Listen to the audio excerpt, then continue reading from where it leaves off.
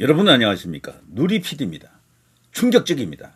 김문수의 잠재력, 저력, 숨기고 있던, 감추고 있던, 나타내지 않고 있던 엄청난 능력이 대폭발했습니다. 관훈클럽 토론으로요 모든 대세를 뒤집었다라고 이제 볼 수가 있습니다. 김문수 이분이 나이도 좀 있고 뭐 어눌하다, 어리버리하다 이런 믿을 수 없는 어떤 그런 주장들이 있습니다. 특히 젊은 층이요. 과거의 김문수를 모르잖아요. 자신들이 이번에 토론회 하는 걸 보니까 김문수가 조금 얼빵한데? 약간 치맥기 있는 거 아니야? 귀도 뭐 이렇게 먹은 것 같은데? 귀 먹은 건요. 과거 고문을 당한 후유증이라고 합니다. 그래서 약간 이래 청력에는 다소 문제가 있을 수가 있습니다. 근데 제가 아는 김문수는 절대 말을 못하는 분이 아니거든. 그런데 이번에 토론에서 다소 약간 버벅거리는 느낌도 들었잖아요. 이게 박지원에 따르면 김문수가 고도의 전략이라 그러더군요. 일부러 그랬다라고 하더라고요. 일부러. 토론에서 말을 너무 미끄럽게 잘하면요. 오히려 손해본대요. 박지원이는 그걸 잘한다 하더라고. 그래서 김문수가 특히나 네거티브를 할 때 말을 너무 잘해버리면은 사람이 미꾸라지가 되는 거야. 오히려 그게 표가 떨어진다라고 합니다.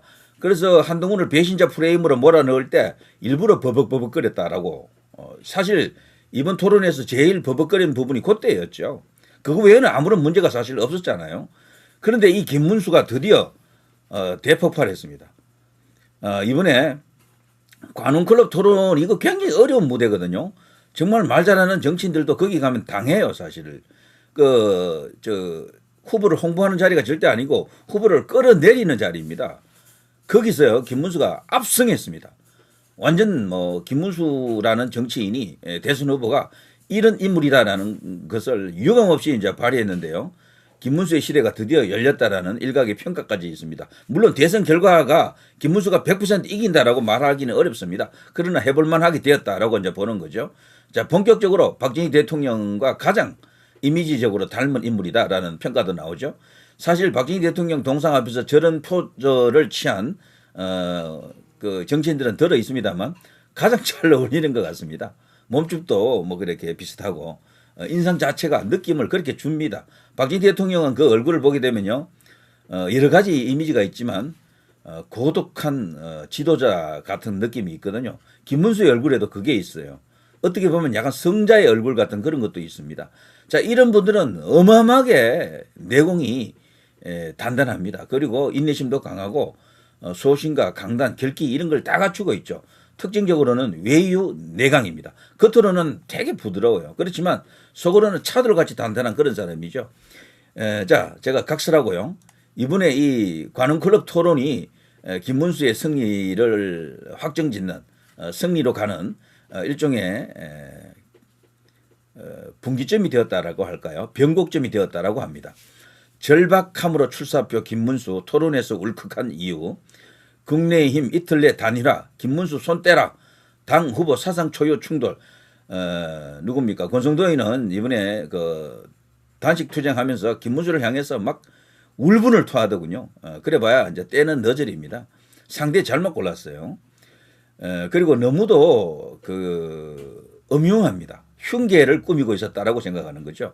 당 대표를 뽑아놓고 당의 대선 후보를 뽑아놓고 뒷거래를 했다라고 보는 거죠.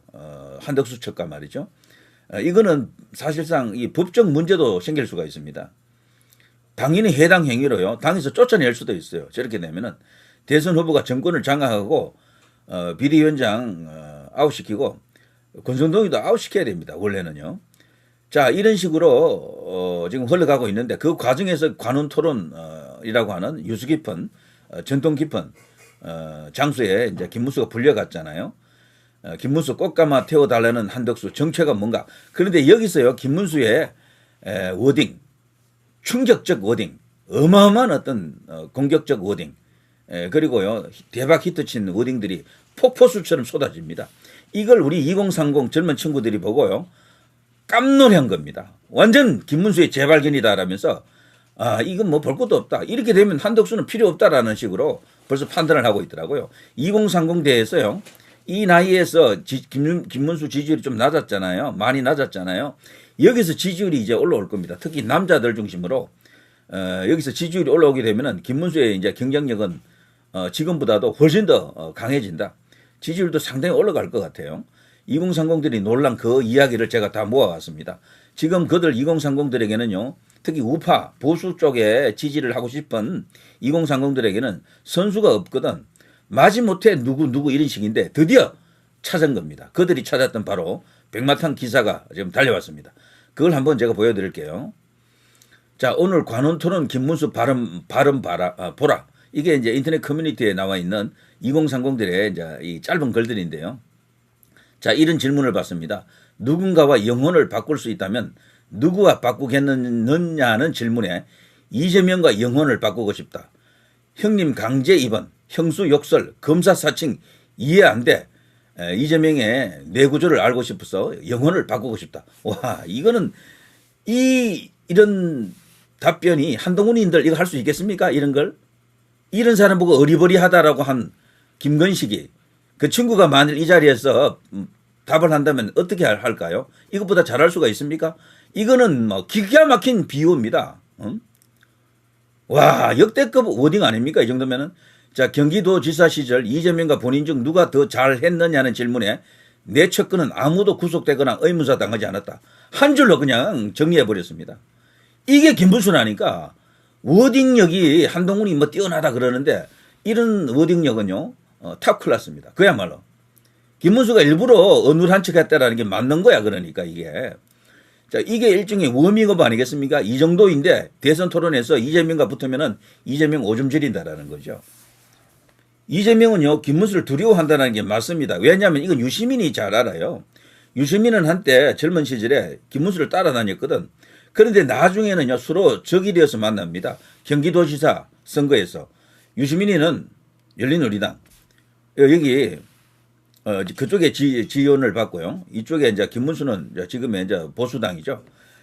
둘이 이제 경기도지사에서 붙잖아요. 그때는 유시민 캠프에서는 김문수를 이길 것으로 봤어. 그런데 토론 붙여보니까 유시민이가 얼마나 말 잘합니까? 대한민국에서 토론력 1위 하면은 좌파에서는 유시민, 뭐 그렇게 지금 평가되지 않습니까?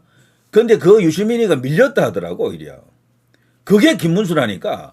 그때 유시민을 따르던 유빠라 그러죠, 유빠들. 유빠들 그때 당시 제가 그 인터넷 커뮤니티에 저 가끔씩 가서 보고 그랬었는데 기겁하더라고요. 김문수가 저 정도냐? 자, 또 갑니다. 김문수 후보 관훈 토론 다 봤다. 단일화 안 하면 후보 등록도 안 하겠다는 한덕수는 애초에 대통령 되려고 나온 사람이 아니다. 임기가 5년인 대통령을 3년만 하고 내려온다는 것도 말도 안 되는 무책임한 생각으로 보인다. 대통령은 자기만의 확고한 신념이 가장 중요한 자질이다.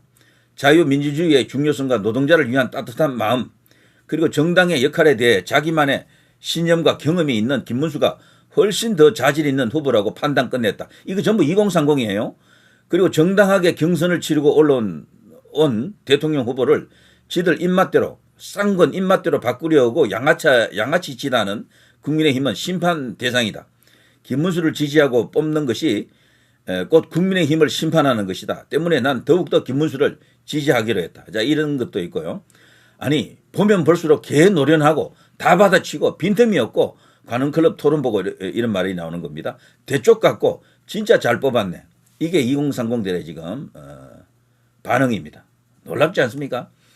자, 당 지원도 못 받고 혀를 단신으로 차려진 밥상에만 앉으려는 한덕수 뽑을래? 가진 것 없어도 불의에 굴복하지 않는 나 뽑을래? 묻는 선거운동 판을 다 짜버리노. 그러니까 김문수가요, 프레임을 벌써 짜고 있는 겁니다. 그런 식으로. 한덕수는 김문수의 상대가 아닙니다. 그야말로 완전 이 프로와 아마추어의 차이다. 이런 생각이 들고. 그러니까 지금 내각제 세력, 상권으로 대표되는 이 국민의힘의 기득권층들이 이번에 완전히 헛다리 짚은 것입니다. 오판한 겁니다. 김문수를 너무 과소평가했다라고 볼 수 있어요. 자, 또 이런 게 있습니다. 솔직히 이번에 이재명 재판 연기되고 나서 미디어 틀면 하루 종일 이재명 대세론이랑 이재명 찬양가만 나올 줄 알았다. 그런데 김문수가 국민의힘 상군에 개목줄 씌워서 끌고 다니면서 한덕수 무책임하고 이기적인 실체 다 까발리고 이렇게 여론 장악하는 그림은 상상도 못했다. 지금 이재명 뉴스는 별로 안 나와요. 대부분 김문수 이야기입니다. 김문수 한덕수 단일화 이야기이긴 한데 이게 대박 흥행을 지금 예고합니다. 어쨌거나 많이 보는 게 중요합니다. 여기서 극적으로 뭐 단일화가 되든 단일화가 안 되든 김문수로 어쨌거나 나가게 될 수밖에 없죠. 이렇게 되면 김문수의 주가가 연일 상종가를 칠 수밖에 없습니다. 자, 탄핵, 부정선거, 내각제 세력이랑 확실하게 거리 두는 김문수 마음에 든다. 킹문수로 가자. 2030입니다. 자, 관훈토론 패널들 김문수 패로 나왔다가 지금 역관광 당하는 중이다. 이런 식입니다. 김문수 털러 나왔다가 오히려 지지도만 존나 올려주고 있다. 오히려 준비된 사람이라는 걸 증명 중에 있다. 애초에 노동운동 대부, 그야말로 전설이죠. 이런 사람이 말을 못할 수가 없습니다. 왜냐하면 그 노동운동이든 민주화운동이든 그 집회를 많이 하잖아요. 그러면 앞에 나와서 연설도 많이 하고 무슨 회의도 수도 없이 합니다. 말을 못할 수가 없다니까. 그리고 이분이 뭐 머리가 나쁘겠어요. 서울대 들어갔던 분인데 그 말이 안 된다. 자, 노동운동 시절 안기부 끌려가 고문당한 후유증으로 귀 어두운 걸 토론 못한다고 선동하는 그런 어떤 자들이 있었죠. 좌빨들만 그런 게 아니고요. 보수 안에서도 김문수 이제 경쟁자들이 그런 식으로 몰아갔었죠. 절대 아닙니다.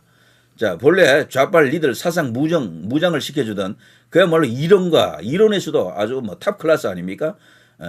그래서 이런 사람을 어눌하다, 어리버리하다라고 몰아간 것들이 이번에 이 관훈 클럽 토론회에서 그냥 여지없이 박살이 났다라는 거죠.